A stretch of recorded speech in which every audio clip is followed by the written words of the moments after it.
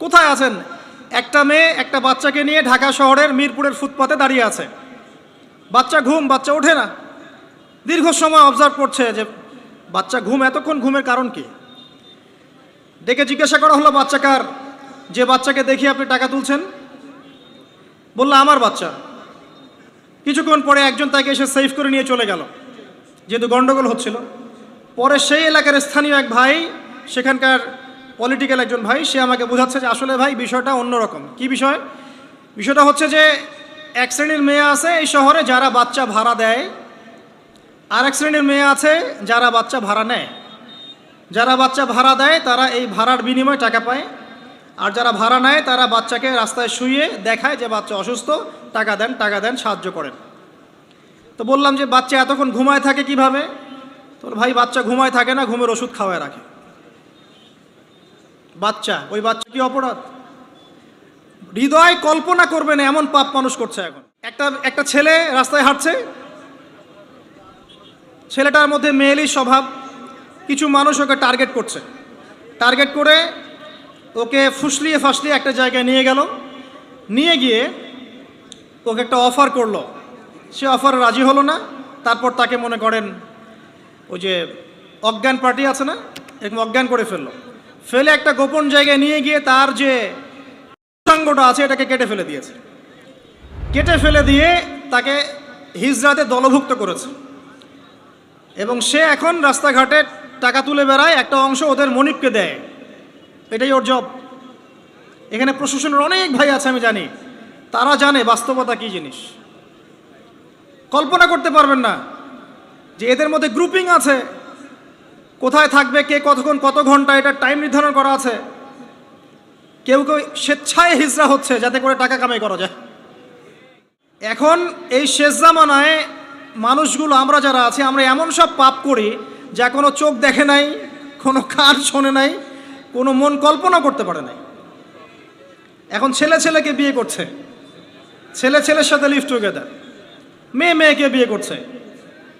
হ্যাঁ, একজন দিনী বোন দেখলাম, দিনী বোন, হিজাব পরা বোন, সে স্ট্যাটাস দিচ্ছে যে আমি এক জায়গায় যেতাম এক দিনী বোনের বাসায়, আস্তে আস্তে আস্তে আস্তে তার সাথে আমার একটা আন্তরিকতা সৃষ্টি হচ্ছিল। সেই মেয়ের আবার হাজব্যান্ড থাকে দেশের বাইরে। তো ছলে বলে কৌশলে সে কখনো এই মেয়ের গায়ে হাত দেয়, কখনো এটা করে, কখনো সেটা করে। সে বলে আমি তালিমে যাওয়া বাদ দিয়ে দিলাম। দিনী বোন, আর বাইরের অবস্থা কি তাহলে ভাবেন। এখন যত দিন যাচ্ছে এগুলো বাড়ছে। পাপ আপনি চিন্তাই করতে পারবেন না যে মানুষ এখানে এগুলো পাপ করতে পারে। মেয়ে মেয়ে একসাথে থাকে এবং একসাথে তারা একে অপরের চাহিদাও পূরণ করে।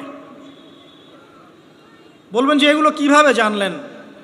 ভাই, ইন্টারনেট সব কিছু জানিয়ে দেয়। এখন এটা জানিয়ে দেওয়ার যুগ। আপনি বাসায় দেখবেন তরকারি রান্না করেছেন, ফেসবুকে দিয়ে দিলেন। কাপড় ধুয়েছেন, ফেসবুকে। স্ত্রীর সাথে বাইকে ঘুরেছেন, ফেসবুকে। মানে আমরা এখন প্রাইভেট লাইফ আর পাবলিক লাইফের পার্থক্য বুঝি না, নিজেরাই সব জানিয়ে দিতে চাই। এখান থেকে জানা যায় মেয়ে মেয়ে একে অপরের চাহিদা পূরণ করছে। বলতে পারেন কিভাবে সম্ভব? সম্ভব করার জন্য যে উপকরণের দরকার সেটাও বাজারে চলে এসেছে। এটা শেষ জামানা, এটা শেষ জামানা।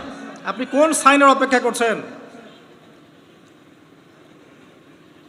মানুষ, দাড়ি টুপি পরা মানুষকে দেখবেন যে অনেকেই আছে বোনের সম্পত্তি দিবে না, সম্পত্তির অধিকার দিবে না, মেয়েদেরকে পড়াশোনা করাবে না, অনেক কিছুই জুলুম।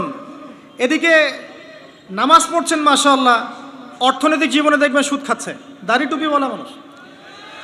আমি আমাদের সমস্যা নিয়ে বেশি কথা বলতে চাই। অন্যরা ইসলাম বোঝে না, তাদের কাছে ইসলামের দাওয়াত এভাবে পৌঁছে নাই। তারা জানে না এর মধ্যে চূড়ান্ত সত্যের উৎস আছে, সমস্ত সমস্যার সমাধান আছে। আমরা তো জানি। তাহলে আমরা জানার পরে আমি দাড়ি রেখে কেন, নামাজ পড়ে কেন সুদ খাবো? এই উত্তরটা আমাকে দেন আগে। আমি নামাজ, 5 ওয়াক্ত নামাজ পড়ে, হজ ওমরা করে, যাকাত দিয়ে আমি কেমন করে ঘুষ নিব? কিভাবে আমি একজন মুসলিম ছেলে হয়ে বিবাহ বহির্ভূত সম্পর্ক করতে পারি? কিভাবে আমাদের মুসলিম পরিবারের মেয়েরা বেপর্দায় বাইরে যেতে পারে? অমুসলিমদের কথা বাদ দেন, আমাদের কথা চিন্তা করেন। আলাইকুম আনফুসাকুম, নিজেদের খবর নেওয়া আগে। এমনও পাপ হচ্ছে এখন আপনি আপনার কান শোনে নাই, হৃদয় কল্পনাও করে নাই। একটা ছেলে রাস্তায় হাঁটছে, ছেলেটার মধ্যে মেয়েলি স্বভাব, কিছু মানুষ ওকে টার্গেট করছে, টার্গেট করে ওকে ফুসলিয়ে ফাসলিয়ে একটা জায়গায় নিয়ে গেল, নিয়ে গিয়ে ওকে একটা অফার করলো, সে অফারে রাজি হলো না। তারপর তাকে মনে করেন ওই যে অজ্ঞান পার্টি আছে না, এরকম অজ্ঞান করে ফেলে একটা গোপন জায়গায় নিয়ে গিয়ে তার যে পুরোটা আছে এটাকে কেটে ফেলে দিয়েছে। কেটে ফেলে দিয়ে তাকে হিজড়াতে দলভুক্ত করেছে এবং সে এখন রাস্তাঘাটে টাকা তুলে বেড়ায়, একটা অংশ ওদের মনিবকে দেয়, এটাই ওর জব। এখানে প্রশাসনের অনেক ভাই আছে আমি জানি, তারা জানে বাস্তবতা কী জিনিস। কল্পনা করতে পারবেন না যে এদের মধ্যে গ্রুপিং আছে, কোথায় থাকবে, কে কতক্ষণ কত ঘন্টা, এটা টাইম নির্ধারণ করা আছে। কেউ কেউ স্বেচ্ছায় হিজড়া হচ্ছে যাতে করে টাকা কামাই করা যায়। জানেন কোথায় আছেন? একটা মেয়ে একটা বাচ্চাকে নিয়ে ঢাকা শহরের মিরপুরের ফুটপাতে দাঁড়িয়ে আছে। বাচ্চা বাচ্চা ওঠে না। দীর্ঘ সময় অবজার্ভ করছে যে বাচ্চা এতক্ষণ ঘুমের কারণ কি। ডেকে জিজ্ঞাসা করা হলো বাচ্চা কার, যে বাচ্চাকে দেখি আপনি টাকা তুলছেন। বললো আমার বাচ্চা। কিছুক্ষণ পরে একজন তাকে এসে সেভ করে নিয়ে চলে গেল, যেহেতু গন্ডগোল হচ্ছিল। পরে সেই এলাকার স্থানীয় এক ভাই, সেখানকার পলিটিক্যাল একজন ভাই, সে আমাকে বোঝাচ্ছে যে আসলে ভাই বিষয়টা অন্যরকম। কি বিষয়? বিষয়টা হচ্ছে যে এক শ্রেণীর মেয়ে আছে এই শহরে যারা বাচ্চা ভাড়া দেয়, আর এক শ্রেণীর মেয়ে আছে যারা বাচ্চা ভাড়া নেয়। যারা বাচ্চা ভাড়া দেয় তারা এই ভাড়ার বিনিময়ে টাকা পায়, আর যারা ভাড়া নেয় তারা বাচ্চাকে রাস্তায় শুইয়ে দেখায় যে বাচ্চা অসুস্থ, টাকা দেন, সাহায্য করেন। তো বললাম যে বাচ্চা এতক্ষণ ঘুমায় থাকে কিভাবে? তোর ভাই বাচ্চা ঘুমায় থাকে না, ঘুমের ওষুধ খাওয়ায় রাখে। ওই বাচ্চা কি অপরাধ? হৃদয় কল্পনা করবে না এমন পাপ মানুষ করছে এখন। আপনার কল্পনার বাইরে মানুষের পাপ এখন। প্রিয় যুবক ভাইরা, এগুলো বলতে গেলে অনেক সময় লাগবে। আখিরুজ্জামানের ম্যাক্সিমাম সাইন এখন স্পষ্ট হচ্ছে। মানুষ আল্লাহর হালালকে হারাম করছে, হারামকে হালাল করছে। সত্যবাদী মিথ্যাবাদী হয়ে যাচ্ছে, মিথ্যাবাদী সত্যবাদী হয়ে যাচ্ছে। মানুষ উঁচু উঁচু বিল্ডিং নির্মাণের প্রতিযোগিতায় ব্যস্ত, মত্ত, দুনিয়ার নেশায় মত্ত। দিনকে মানুষ দুনিয়া উপার্জনের মাধ্যম বানিয়ে খাচ্ছে। মানুষ মাদককে হালাল মনে করছে, জেনাকে হালাল মনে করছে। সময়গুলো সংক্ষিপ্ত হচ্ছে, আল্লাহর আযাব গজবগুলো বাড়ছে। বিশ্বাস করেন, মন থেকে একটা কথা বলছি, আল্লাহর গজব আসা শুধু সময়ের ব্যাপার মাত্র, জাস্ট সময়ের ব্যাপার। আমরা যা করছি, আমরা ব্যক্তি পর্যায় থেকে শুরু করে বিশ্ব পর্যন্ত যা করছি, আল্লাহর গজব আসা শুধু একটা সময়ের ব্যাপার মাত্র। দেখে নিয়েন। আল্লাহ পাক আমাদেরকে বাঁচাক, হেফাজত করুক, দোয়া করি। আল্লাহুম্মা আমিন। আল্লাহর কাছে দোয়া করি, আল্লাহ, যে মানুষগুলো এই পৃথিবীতে আছে তোমাকে ডাকছে, নীরবে নিভৃতে তোমাকে ডেকে চোখের পানি ফেলছে, যাদেরকে তুমি এই পৃথিবীতে তোমার অর্পিত দায়িত্ব দিয়েছো, যারা যথাযোগ্যভাবে পালন করছে, এদের ওসিলায় হলেও আমাদেরকে হেফাজত করো। আমিন। যুব সমাজ আল্লাহর পথে জীবন উৎসর্গ করছে না। আমরা এখন ব্যস্ত আছি দুনিয়ার পিছনে, স্ট্যাটাস, বাড়ি গাড়ি, সম্পত্তি, মেয়ে, নারী, নেশা, মদ, এগুলো। প্রিয় ভাই, এই যৌবনকালে যে আপনি মারা যাবেন না কোনো গ্যারান্টি নাই। আমাদের বয়সী বহু ছেলে কবরে চলে গেছে। আজকের লেকচার শোনার পর অ্যাটলিস্ট তওবা করে ফিরে আসেন, আপনার গার্লফ্রেন্ডের সাথে সম্পর্ক ত্যাগ করেন। সম্পর্ক ছাড়ার সময় ফোন দিয়ে বলেন না যে আর কথা বলবো না তোমার সাথে, আজকেই শেষ, এখনই কেটে ফেলেন। যদি আজকে বলতে চান যে আর কথা হবে না, লেকচার শুনে আসছি, তওবা করব, তোমার সাথে আমার কোনো সম্পর্ক নাই, তাহলে এই সম্পর্ক আর শেষ হবে না, চলতেই থাকবে। একদম ডিলিট করে ফেলেন। পড়াশোনা করেন, 5 ওয়াক্ত নামাজ পড়েন, আল্লাহর রাস্তায় সময় দেন, হালাল একটা রিজিকের সোর্স খোঁজার চেষ্টা করেন। রিজিকের সোর্স হয়ে গেলেই আপনি বিয়ে করে ফেলেন। প্রাপ্তবয়স্ক হয়েছেন, বিয়ে করে ফেলেন। আর পিতা মাতাদের প্রতি রিকোয়েস্ট থাকবে, বিয়েটাকে সহজ করে দেন। আপনার সন্তানদেরকে জেনা থেকে বাঁচান, চোখের পাপ থেকে বাঁচান, মনের পাপ থেকে বাঁচান। আমার ফোনটা যদি আমি খুলি আপনাকে দেখাই, এখানে 3,000 4,000 করে মেসেজ আসে। আমি সব তো দেখার সময় পাই না, যে কয়টা স্ক্রল করার সময় পাই। ম্যাক্সিমাম সমস্যা, ভাই হস্তমৈথুনে অভ্যস্ত হয়ে পড়েছি, ছাড়তে পারি না, কি করব। ভাই বিয়ে করতে চাই, সামর্থ্য নেই, কি করব। ভাই আমার স্বামীর সাথে বনিবনা হয় না, কি করব। প্রবলেমস আর প্রবলেমস। বেশিরভাগ প্রবলেম নৈতিকতার সাথে সম্পৃক্ত। যখন আপনি দিনের কাজে ব্যস্ত থাকবেন, দুনিয়ার বিষয়গুলো আপনার কাছে তুচ্ছ মনে হবে, তখন দেখবেন এইসব সমস্যা আপনার সাথে নাই। আপনি দিব্যি নামাজ পড়ছেন, রোজা রাখছেন, কোরআন তেলাওয়াত করছেন, দাওয়াতি কাজ করছেন, আপনি ভালো থাকবেন। একটা রিজিকের সোর্স বের করার চেষ্টা করেন, একটা নেককার মেয়েকে বিয়ে করে ফেলেন। এই জায়গায় অস্থির হয়ে সিদ্ধান্ত নেবেন না। একদিন বলেছি এক লেকচারে, আবার বলছি, বোরখাওয়ালা মেয়ে দেখলেই পাগল হয়ে যায় না। ঠিক তো বলছেন? সব বোরখার পিছনে প্রকৃত দিনদারিতা কিন্তু থাকে না। প্রথম কথা হচ্ছে আপনাকে আল্লাহর কাছে চাইতে হবে, এই দোয়াটা করতে হবে, রব্বানা হাবলানা মিন আজওয়াজিনা ওয়া যুররিয়াতিনা কুররাতা আয়ুন ওয়াজআলনা লিল মুত্তাকিনা ইমামা। এই দোয়াটা করতে থাকতে হবে। আল্লাহ পাক দেখবেন ইনশাআল্লাহ একজন নেককার স্ত্রী আপনাকে দান করেছেন ইনশাআল্লাহ। আরেকটা টিপস, নিজের চরিত্রকে ভালো রাখেন, আল্লাহ পাক আপনাকে উত্তম চরিত্রের মেয়ে দিবেন ইনশাআল্লাহ। নিজের চরিত্রকে ভালো রাখবেন না, আশা করতে যায়েন না যে একজন কুমারী পুণ্যবতী স্ত্রী আপনার ঘরে চলে আসবে, এটা আশা করতে যায়েন না। আল্লাহ পাক কিন্তু ন্যায় বিচার করেন। আকিফাউন কিরাম। প্রিয় ভাইয়েরা, আমরা আরশের ছায়া পেতে চাই না? যুবক ভাইদের প্রতি অনুরোধ থাকবে, সমস্ত পাপগুলোকে ছেড়ে দেন, মাদক ছেড়ে দেন। মাদক আপনাকে কোনো সুখ দিবে না। এই ফ্রেন্ড সার্কেলকে দেখানোর জন্য স্মার্টনেস মনে করে সিগারেট টানতে যায় না, ওখান থেকে আপনি ইয়াবাদে চলে যাবেন। ওটা প্রথম ধাপ। এখন ওই যে প্রশাসন কিছু মাদক ধরছে, LSD না সামথিং লাইক এরকম নাম, যেগুলো ইয়াবার চেয়ে বেশি ভয়ঙ্কর, সেগুলো আমাদের দেশে ঢুকে গেছে। যতক্ষণ পর্যন্ত আমরা আমাদের যুবকদের নৈতিক চরিত্র ঠিক করতে পারবো না, আইন দিয়ে সব সমস্যার সমাধান করা যাবে না। এটা কখনো হয় না। মানুষকে পিটিয়ে, জেল দিয়ে, শুলি দিয়ে, ফাঁসি দিয়ে সবসময় সমস্যার সমাধান হয় না।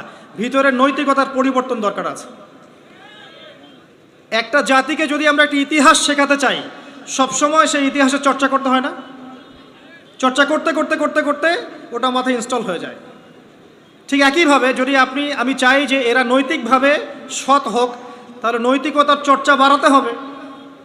আস্তে আস্তে দেখবেন ইনশাআল্লাহ তাআলা তাদের মনের মধ্যে আল্লাহর ভয় ঢুকে যাবে। আল্লাহর ভয় একবার ঢুকে গেলে তাকে জেনার অফার করা হলেও সে বলবে আমি আল্লাহকে ভয় করি। তার সামনে মদের পেয়ালা দিলেও বলবে আমি আল্লাহকে ভয় করি। ইনশাআল্লাহ তাআলা আমরা আশাবাদী, আগামী দিনের উম্মার পতাকা এবং দেশের ধারক বাহক হবে এই যুব সমাজ। আল্লাহ পাক আমাদের যুবক ভাইদেরকে নৈতিকভাবে উন্নত করুন, জ্ঞানী গুণী বিজ্ঞ হিসেবে কবুল করুন এবং জানা অনুযায়ী আমল করার তৌফিক দান করুন। তাদের চরিত্রকে আল্লাহ পাক সুন্দর করে দিন, আমিন। প্রিয় যুবক ভাই, পাপগুলো ছেড়ে দেন, তওবা করে ফিরে আসেন। আল্লাহ আপনার জন্য অপেক্ষা করছেন, আপনি কখন তওবা করে আসবেন। বিশ্বাস করেন, আল্লাহ আপনার জন্য অপেক্ষা করছেন যে কখন আপনি তওবা করবেন। প্রত্যেক রাতে আল্লাহ পাক প্রথম আসমানে নামেন এবং আপনাকে আহ্বান করতে থাকেন, কে আছো আমাকে ডাকবে, আমি তোমার ডাকে সাড়া দিব। কে আছো আমার কাছে চাইবে, আমি তোমার চাওয়া পূরণ করব। কে আছো আমার কাছে ক্ষমা চাইবে, আমি তোমাকে মাফ করে দেব। প্রত্যেক রাতেই। আপনি মাদকের কাছে সুখ পাবেন না, গার্লফ্রেন্ড আপনাকে সুখ দিবে না। আর প্রকৃত অর্থে এগুলো ভালোবাসার পরিচয় নয়। আল্লাহ আপনাকে ভালোবাসেন, মানুষের অবস্থানকে ভালোবাসে, আল্লাহ আপনার আত্মাকে ভালোবাসে। একটা কথা মনে রাখবেন, মানুষের অবস্থানকে বেশি মূল্যায়ন করে। আল্লাহ পাক আপনাকে সৃষ্টি থেকেই ভালোবাসেন।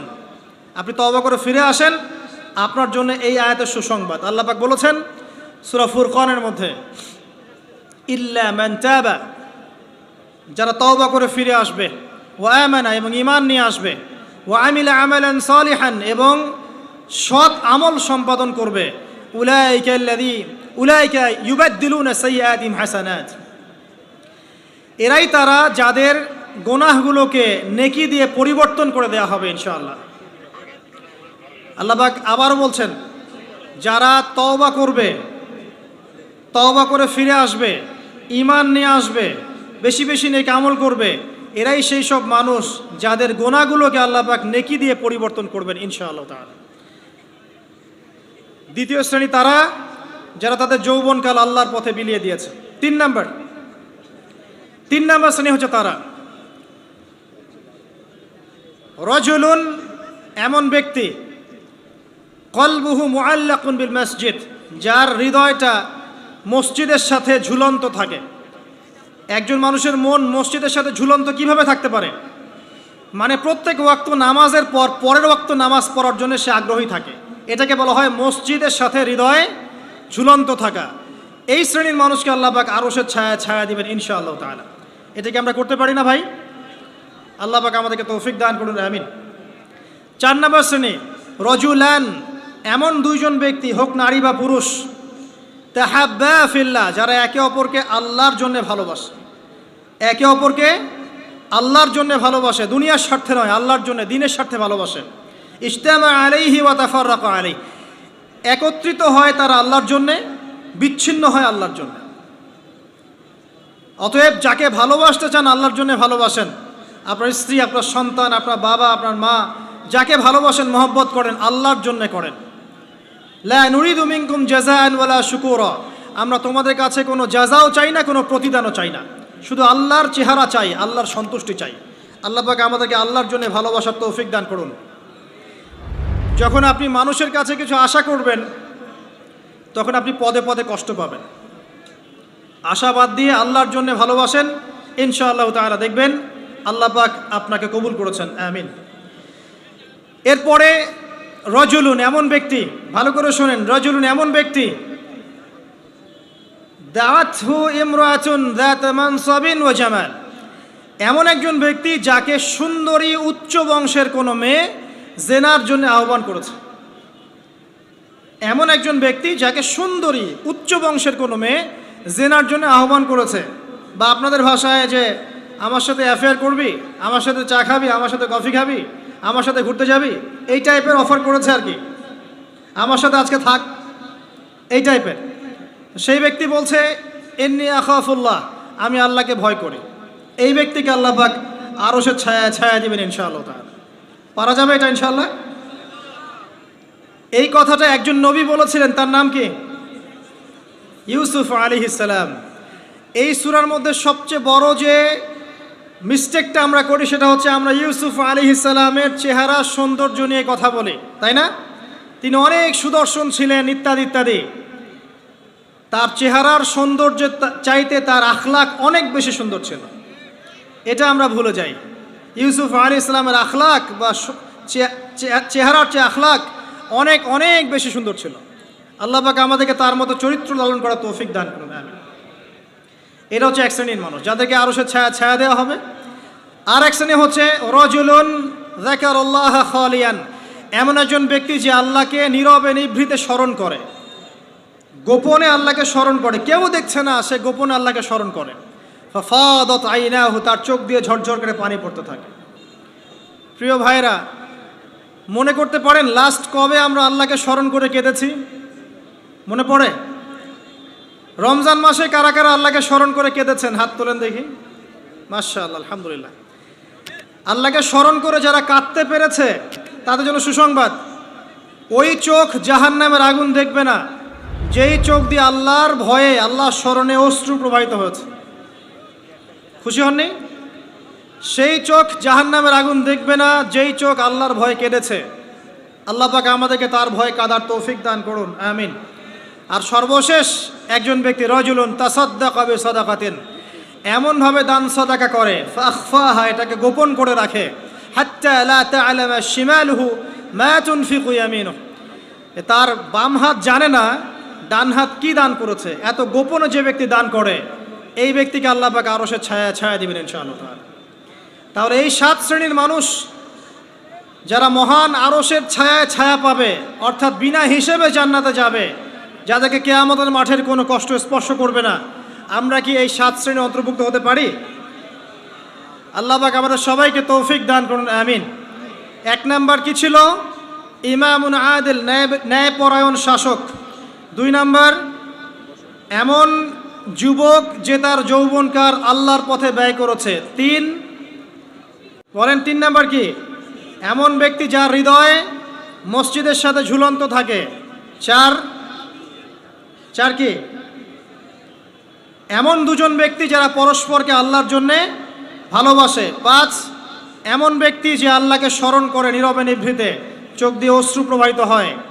6 এমন ব্যক্তি যাকে কোনো নারী, সুন্দরী নারী আহ্বান করে জেনার জন্যে, সে বলে আমি আল্লাহকে ভয় করি। আর 7 এমন ব্যক্তি যে এত গোপনে দান সৎকা করে যে তার বাম হাত জানে না ডান হাত কি দান করেছে। আল্লাহ পাক আমাদের সবাইকে এই 7 শ্রেণীর অন্তর্ভুক্ত হওয়ার তৌফিক ইনায়াত করুন, আমিন। আর একটা ছোট্ট জিনিস শেয়ার করে আমি আলোচনা শেষ করবো ইনশাআল্লাহ। অনেক লম্বা আলোচনা করে আসলে লাভ নাই, মূল কথা অল্প। ইমাম শাফিঈ রাহিমাহুল্লাহর নাম শুনেছেন? ইমাম শাফিঈ রাহিমাহুল্লাহ বলতেন, লাউ আনজালাল্লাহু হাযিহি সূরা লাওয়াসিআতহু, আল্লাহ পাক যদি পুরো কোরআন নাজিল না করে শুধুমাত্র এই সূরাটুকু নাজিল করতেন যথেষ্ট ছিল। তিনি আরও বলতেন যে একজন মুসলিমের উপরে কোরআন শিক্ষা করা যেমন ফরজ, ঠিক তেমনি আরবি ভাষাটা শেখাও ফরজ।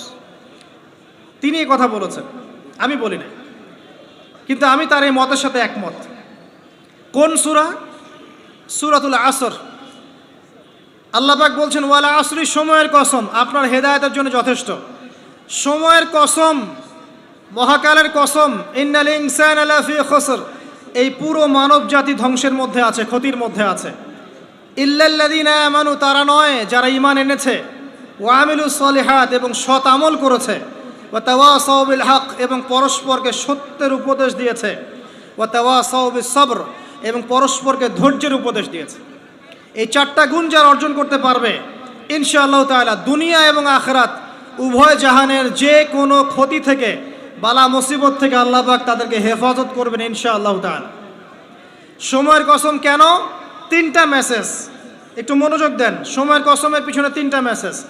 1, সময় আপনার জীবনের সবচেয়ে মূল্যবান জিনিস। সময় চলে যাচ্ছে, হায়াত চলে যাচ্ছে। বরফ গলে যায় যেমন, আমাদের দিন রাত চলে যাচ্ছে, হায়াত গলে যাচ্ছে, ঠিক ওই রকম। 2 নম্বর মেসেজ, আল্লাহ পাক অতীতকালের দিকে তাকাতে বলছেন। অতীতকালের দিকে তাকিয়ে দেখেন, প্রত্যেক যুগে যুগে যারাই কোরআন এবং সুন্নাহ মানে আল্লাহ এবং তার রাসূলের বিরোধিতা করেছিল, আল্লাহ পাক তাদেরকে সমূলে ধ্বংস করেছেন। এই শিক্ষা আল্লাহ দিতে যাচ্ছেন। ফেরাউন ধ্বংস করেন নাই? আল্লাহ পাক ধ্বংস করেন নাই? নমরুদ আল্লাহ পাক ধ্বংস করেন নাই? নূহ আলাইহিস সালামের কওমকে আল্লাহ পাক ধ্বংস করেননি? আদ জাতি, সামুদ জাতি, কওমে মাদিয়ান, এগুলোকে আল্লাহ পাক ধ্বংস করেননি? করেছেন। এখানে মেসেজ সময়ের কসম বলে, এই যে এ যুগেও বা ভবিষ্যতেও যদি কেউ আল্লাহ এবং তার রাসূলের বিরুদ্ধাচরণ করে, আল্লাহ পাক বলছেন তারাও ধ্বংস হবে ইনশাআল্লাহ। ঠিক আছে? আর 3 নম্বর মেসেজ হচ্ছে আমাদের জন্য, সেটা হচ্ছে যারা বিশ্বনবীর উম্মত মুহাম্মদ সাল্লাল্লাহু আলাইহি ওয়াসাল্লামের উম্মাহ, যারা শেষে এসেছি আমরা, যাদের সামনে কিয়ামত হবে, তারা সবচেয়ে বেশি ক্ষতির মধ্যে আছে। কারণ এই যুগে কিয়ামতের বেশি বেশি নিদর্শনগুলো আত্মপ্রকাশ করবে, এবং যত দিন যাবে ফিতনা ফাসাদ তত বাড়তে থাকবে। এই কারণে আমরা বেশি ক্ষতির মধ্যে আছি। প্রতিটা মানুষকে আল্লাহ পাক ক্ষতিগ্রস্ত বলে বলছেন। ক্ষতি 2 প্রকার। 1 নম্বর ইহকালীন ক্ষতি, আর একটা পরকালীন ক্ষতি। ইহকালের ক্ষতিগুলোকে দেখেন, আমাদের যত সমস্যা, পারিবারিক বলেন, সামাজিক বলেন, অর্থনৈতিক বলেন, বৈশ্বিক বলেন, এই সমস্যাগুলো আমাদের হাতের কামাই। এই সমস্যাগুলো আমরা কামিয়েছি। আল্লাহ পাক সূরা রুমের মধ্যে বলেছেন, যাহারাল ফাসাদু ফিল বাররি ওয়াল বাহরি বিমা কাসাবাত আইদিন নাস, জলে স্থলে যত বিপর্যয় ছড়িয়ে পড়েছে, এগুলো মানুষের হাতের কামাই। মানুষ ক্ষতির মধ্যে আছে, মানে মানুষ দুনিয়াতে ক্ষতির মধ্যে আছে। আর পরকালের ক্ষতি কি? মানুষকে মৌতের স্বাদ গ্রহণ করতে হবে, কবরের প্রশ্ন, হিসেব নিকেশ। আপনারা বিশৃঙ্খলা করছেন কেন? মিজান, পুলসিরাত, জান্নাত জাহান্নামের ক্ষতি। তাই মানুষ এবং জিন জাতি পরকালেও ক্ষতির মধ্যে আছে, আছে না? আছে। 4টা কাজ যারা করবে তারা ক্ষতিমুক্ত। 1 নাম্বার ইল্লাল্লাযীনা আমানু, এতটুকু শুনে যান, এতটুকুর উপর আমল করে যান, ইনশাআল্লাহ যথেষ্ট হবে। ঈমান যারা এনেছে, ঈমান কি জিনিস? কয়টা বিষয়ের প্রতি ঈমান আনতে হয়? উত্তর হচ্ছে 6টা বিষয়। 1, আল্লাহর প্রতি বিশ্বাস। 2, ফেরেশতা মণ্ডলীর প্রতি বিশ্বাস। 3, নবী রাসূলগণের প্রতি বিশ্বাস। 4, সমস্ত আসমানি কিতাবে বিশ্বাস। 5, পরকালের জীবনে বিশ্বাস। এবং 6, ভাগ্যের ভালো মন্দে বিশ্বাস।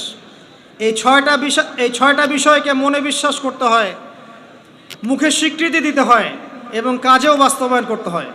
আল্লাহ পাক এই তিনটাকে বাস্তবায়ন করার তৌফিক আমাদেরকে দান করুন, আমিন। যারা এভাবে ঈমান নিয়ে আসবে, এরপরে আমলে সালেহ করবে। আমলে সালেহ কী জিনিস? যে আমল কোরআন সুন্নাহ থেকে প্রমাণিত সেটাই আমলে সালেহ। আল্লাহ পাক যা করতে বলেছেন, রাসূল যা করতে বলেছেন, সেটা যত ছোট হোক যত বড় হোক সব কিছুই আমলে সালেহ। নামাজ আমলে সালেহ, সওম, হজ, যাকাত, তাসবিহ, তাহলিল, জিকির, আজগার, কোরআন তেলাওয়াত, সত্য কথা বলা, পিতামাতার খেদমত, সবই হচ্ছে আমলে সালেহ। যত কাজ আল্লাহ কোরআন এবং সুন্নায় করতে বলেছেন, তার নবী হাদিসের মধ্যে করতে বলেছেন সাল্লাল্লাহু আলাইহি ওয়াসাল্লাম, সবই হচ্ছে আমলে সালেহ। একই সাথে এই কথাটা মনে রাখবেন, একই সাথে আল্লাহ এবং তার রাসূল যেগুলো নিষেধ করেছেন সেগুলো না করাও হচ্ছে আমলে সালেহ। যেমন সুদ না খাওয়া আমলে সালেহ, শিরক না করা আমলে সালেহ, বেদাত না করা আমলে সালেহ, হারাম না খাওয়া আমলে সালেহ, টাকনুর নিচে প্যান্ট না পরা আমলে সালেহ, বেপর্দায় না চলা আমলে সালেহ, মিথ্যা না বলা আমলে সালেহ। এক কথায় যেগুলো নিষেধ করা আছে এগুলো থেকে দূরে থাকাও হচ্ছে আমলে সালেহ। আমরা যেটা করি, আমরা ভালো কাজ করতে চাই কিন্তু খারাপ কাজ ছাড়তে চাই না, এটা বড় সমস্যা। ভালো কাজ করতে হবে যেমন, খারাপগুলো ছাড়তেও হবে তেমন। আল্লাহ পাক আমাদেরকে তৌফিক দান করুন, আমিন। লাস্টে দুটা কথা, ওয়াতাওয়াসাউ বিল হাক্কি ওয়াতাওয়াসাউ বিস সাবর।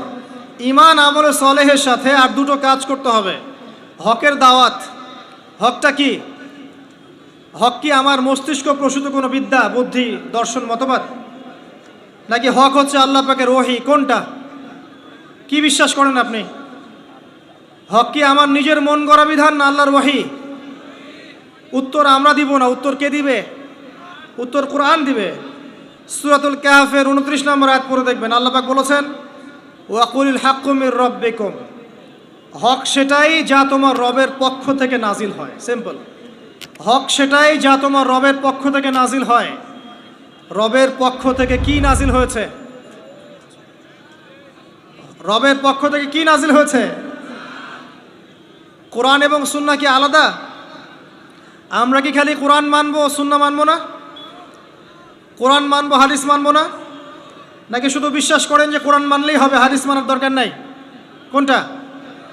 আল্লাহর পক্ষ থেকে কোরআন এসেছে, এর ব্যাখ্যা নবীর হাদিসও এসেছে। এই কোরআন এবং হাদিস হচ্ছে হকের চূড়ান্ত মানদণ্ড। কোরআন এবং হাদিসের সাথে যা মিলে যাবে আমরা গ্রহণ করব, কোনো সমস্যা নাই। কিন্তু কোরআন এবং সুন্নাহর সাথে যা মিলবে না সেটা আপনি ছেড়ে দিবেন, এটাই আপনার উপর ফরজ।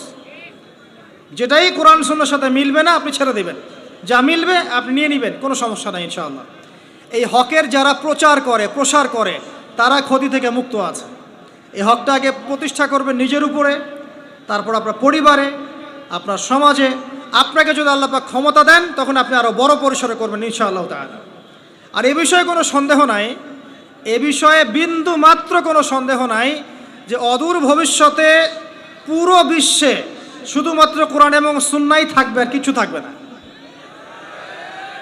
জাররা জাররা পরিমাণও সন্দেহ নাই এই বিষয়ে, এক জাররা পরিমাণও না। আর এক জাররা পরিমাণও সন্দেহ নাই যে এটাকে ডিফেন্ড করার জন্যে, ঠেকানোর জন্য ইসলামের বিরোধী শক্তি যারা আছে এরা ওদের সর্বোচ্চ শক্তি ঢেলে দিবে, এটাও সে ঢেলে দিবে। ভিতর থেকে, বাহির থেকে, ডান থেকে, বাম থেকে, উপর থেকে, নিচ থেকে, সব দিক থেকে ঢালবে। কিন্তু জাররা পরিমাণ সন্দেহ নাই যে অদূর ভবিষ্যতে পুরো বিশ্বে শুধুমাত্র কোরআন এবং সুন্নাহই থাকবে, আর কিছু থাকবে না ইনশাআল্লাহ। এটা বিশ্বাস করছেন না? অপেক্ষা করতে থাকেন, দেখেন আল্লাহ পাক কি করেন। এটা আল্লাহর ওয়াদা, ওয়াদাল্লাহ, এটা আল্লাহ পাকের ওয়াদা। আল্লাহ পাকের ওয়াদার কোনো ব্যত্যয় নাই। লা মুবাদ্দিলা লিকালিমাতি, আল্লাহর কালিমার কোনো পরিবর্তন নাই, এটা হবেই। এখন আমাকে জিজ্ঞাসা করতে আসেন না ভাই কত বছরের মধ্যে, এটা আমাকে জিজ্ঞাসা করতে আসেন, ননসেন্স প্রশ্ন। অদূর ভবিষ্যৎ মানে ভবিষ্যৎ, এটা হবেই ইনশাআল্লাহ। অতএব আমাদের দায়িত্ব কি হাত গুটিয়ে বসে থাকা? আমল করবেন, পড়াশোনা করবেন, পরিবার গড়বেন, আপনি আপনার সাধ্যমতো দিনের দাওয়াতি কাজ করবেন, মধ্যমপন্থী থাকবেন, চরমপন্থী হবেন না, শৈথুল্যতাবাদীও হবেন না। আল্লাহ পাক তৌফিক দান করুন, আমিন। আর সর্বশেষ যেটা, ওয়াতাওয়াসাউ বিস সাবর, এই হকটা যখন আপনি প্রচার করবেন তখন আপনার বিভিন্ন দিক থেকে বালা মুসিবত আসবে। পরিবার থেকে আসতে পারে, সমাজ থেকে আসতে পারে, ডান বাম উপর নিচ থেকে আসতে পারে। এই সময় আপনাকে ধৈর্য ধারণ করতে হবে, সবর করতে হবে। এই সবরের কোনো বিকল্প নাই। ইন্নাল্লাহা মা'আস সাবিরিন, আল্লাহ পাক ধৈর্যশীলদের সাথেই আছেন। সবর মানে হাত গুটিয়ে বসে থাকা নয়, পরিস্থিতি পরিবর্তনের চেষ্টা করার নাম সবর, ঠিক আছে? এবং সেটা হবে মধ্যম পন্থায়, এগ্রেসিভলি না। কারণ একটা শান্তিপূর্ণ পরিবেশের মধ্যে যদি আপনি আত্মঘাতী কিছু করতে চান, চরমপন্থা অবলম্বন করতে চান, তাহলে আদতে পুরো জাতির ক্ষতি হয়ে যাবে। এটা আমরা কখনোই হতে দিতে চাই না। এই জন্য আমরা বলবো, সবর করবেন হিকমা প্রজ্ঞার সাথে, মধ্যম পন্থায় ইসলামকে এগিয়ে নেবেন। ইনশাআল্লাহ তাআলা যুব সমাজ আছে, এর পরের প্রজন্ম আছে, তার পরের প্রজন্ম আছে, আল্লাহ রাব্বুল আলামিন তাদের হাতে ইসলামের পতাকা তুলে দেবেন ইনশাআল্লাহ তাআলা। পরিস্থিতি খুব দ্রুত র্যাপিডলি পরিবর্তন হয়ে যাবে সারা বিশ্বের। পুরো বিশ্ব দাঁড়িয়ে আছে এমন একটা জায়গায়, যে কোনো সময় ডিজাস্টার হয়ে যেতে পারে। আপনি চিন্তা করছেন 50 বছরের প্ল্যান, এত সময় হয়তো বা আপনি পাবেন না, এত সময় হয়তো বা আপনি পাবেন না। আপনি ভুল করছেন যে আপনি বড় হব, চাকরি বাকরি করব, ব্যবসা বাণিজ্য করব, তারপরে আল্লাহর পথে ফিরে আসব। এত সময় হয়তো আপনি নাও পেতে পারেন। আজকের দিনটাকে মূল্যায়ন করেন, ইসলামকে মূল্যায়ন করেন, কোরআন সুন্নাহকে মূল্যায়ন করে ফিরে আসেন, আমল করেন, পড়াশোনা করেন, পরিবার গড়েন, দাওয়াতি কাজ করেন, দিনের খেদমতে কাজ করেন, মধ্যমপন্থী থাকেন। এই পুরো জাতিটা একটা উম্মাহ। আমাদের জাতির মধ্যে যারা আছি আমরা আমাদের ঊর্ধ্বতন কর্তৃপক্ষ যারা আছে, আমাদের প্রশাসনের ভাইরা যারা আছে, নারীরা, যুব সমাজ, শিশু, সবাই মিলে একটা কমিউনিটি। আমরা কেউ কারো শত্রু নই, আমরা কেউ কারো শত্রু নই। এবং কেউ যদি কারো প্রতি আঘাত করে, তাহলে নিজের হাত দিয়ে নিজের হাত কাটা হবে। সবাই মিলেই শান্তিপূর্ণভাবে দিন ইসলামকে এগিয়ে নিতে হবে। নিজেদের মধ্যে আপোষে বিশৃঙ্খলার কোনো সুযোগ নাই। ওয়াতাসিমু বিহাবলিল্লাহি জামিআ ওয়ালা তাফাররাকু, তোমরা সবাই ঐক্যবদ্ধভাবে আল্লাহর রজ্জুটাকে আঁকড়ে ধরো। তখন দেখবেন ইসলামের বিরোধী শক্তি যারা আছে তারা তখন আপনাকে ভয় পাবে। আদারওয়াইজ আইওয়াশ শোডাউন করে আর এই সেলফি সংস্কৃতি দিয়ে কোনো লাভ নাই। ইসলামের বিজয় হবে না এভাবে ইসলামের বিজয় হবে না। শেকড় থেকে আপনাকে কাজ করতে হবে। শেকড়ে ফিরে আসেন। আমরা পড়াশোনা করতে পারি না, আমরা পড়াশোনা করতে চাই না, আমরা কোরআন পড়তে চাই না, হাদিস পড়তে চাই না, আমরা আমল করি না, আমরা মাপে কম দেই, আমরা সুদ খাই, আমরাই ঘুষ খাই, আমরাই দুর্নীতি করি। শেকড়ে ফিরে আসেন। শেকড় নষ্ট হয়ে গেছে, শেকড়টা পচে গেছে, শেকড়টাকে ঠিক করতে হবে। নতুন প্রজন্মর দরকার যারা শেকড়কে ঠিক করবে। আস্তে আস্তে ইনশাআল্লাহ দেখবেন চারা গাছ না, বটবৃক্ষ হবে ইনশাআল্লাহ। আমি আপনাদেরকে ওয়াদা করছি যে কোরআন এবং হাদিস এর জাজল্যমান প্রমাণ যে আগামী ভবিষ্যতে, অদূর ভবিষ্যতে পুরো বিশ্বে ইসলামের জয় জয়কার হবে ইনশাআল্লাহ। এখন যা দেখছেন এগুলো থাকবে না। ইসলাম বিরুদ্ধে যারা উঠে পড়ে লেগেছে সারা বিশ্বে, এগুলো থাকবে না। কিন্তু আপনার আমার দায়িত্ব যদি আমরা পালন না করি, আল্লাহ আমাদেরকে সরিয়ে দিবেন, দিয়ে নতুন কওমকে এই জায়গায় নিয়ে আসবেন। ওয়াইন তাতাওয়াল্লাও, তোমরা যদি মুখ ফিরিয়ে নাও, ইস্তাবদিল কওমান গায়রাকুম, আল্লাহ পাক নতুন কওমকে তোমাদের জায়গায় আনবেন। সুম্মা লা ইয়াকুনু আমসালাকুম, তারা তোমাদের মতো অপদার্থ হবে না। অতএব আমরা আমাদের সময়কে মূল্যায়ন করি, আমরা একটা ঐক্যবদ্ধ জাতি হিসেবে এগিয়ে যাই। আমরা পড়াশোনা করি, শিক্ষিত হই, বিজ্ঞান শেখেন, প্রযুক্তি শেখেন, জেনারেল পড়াশোনা করছেন করেন, সেই জ্ঞানটাকে ইসলামের কল্যাণে কাজে লাগান। মেডিকেল সায়েন্স পড়েন, ইঞ্জিনিয়ারিং পড়েন, সব কিছুই পড়েন। এর সাথে আপনার কোরআন সুন্নাহর ভিত্তিটা শক্ত করেন। আপনার সন্তানদেরকে মানুষ করেন, নৈতিকতা শেখান, যুবকদেরকে আল্লাহর পথে ফিরিয়ে নিয়ে আসেন। আস্তে আস্তে দেখবেন ফলাফল আসবে ইনশাআল্লাহ। রাতারাতি কিচ্ছু হবে না। তাই আমি এই কনস্ট্রাকটিভ কিছু কথা বলে আমার লেকচারকে উড়িয়ে নিয়েছি। আল্লাহ পাক আমাদের সবাইকে ওই আরশে আজিমের 7 শ্রেণীর মধ্যে অন্তর্ভুক্ত করুন, আমিন। এবং দুনিয়া এবং আখিরাতের সাফল্য পাওয়ার জন্য আমাদেরকে ইমানদার হওয়ার তৌফিক দান করুন, বেশি বেশি আমলে সালেহ করার তৌফিক দান করুন, আমাদেরকে হকের উপর থাকার তৌফিক দান করুন, হকটাকে প্রচার প্রসার করার তৌফিক দান করুন, এবং ধৈর্য ধরার তৌফিক দান করুন। রাতারাতি আমরা যেন কোনো ফলাফল আশা না করি, আমরা ধৈর্য ধরে আস্তে আস্তে এগিয়ে যাই। ইনশাল্লাহ দেখবেন আল্লাহ পাক আজ হোক আর কাল হোক আল্লাহর জমিনে আল্লাহর দ্বীনের পতাকা পথ পথ করে উড়বেই ইনশাআল্লাহ তাআলা।